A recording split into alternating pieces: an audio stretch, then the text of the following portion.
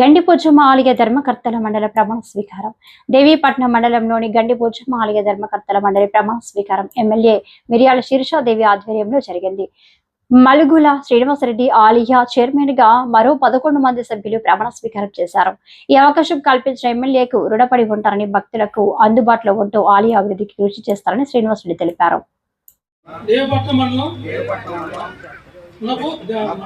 అల్లూరు సీతారామరాజు జిల్లా ధర్మకర్తల మండలిగా నియమించబడి ఉన్నందున ధర్మకర్తగా నా విద్య ధర్మములను యోగములను నమ్మకమును శక్తివంతం లేకుండా న్యాయ దృష్టితో జ్ఞాన విధేయ గలవాణిని భయాభిమానం రాగద్వేష రహితముగాను పై సంస్థ యొక్క శ్రేయస్సు దృష్ట్యా నిర్వహించగలవాడిని మరియు 1987 ఆంధ్రప్రదేశ్ ధర్మోదయ మరియు హిందూ దేవాదాయ సంస్థ చట్టమునందు పొందుపరిచిన నియమాలను అందుపై గల నిబంధనలను శిరస వహించగలవాలని దైవ సాక్షిగా మనస్ఫూర్తిగా ప్రమాణం చేస్తున్నాను.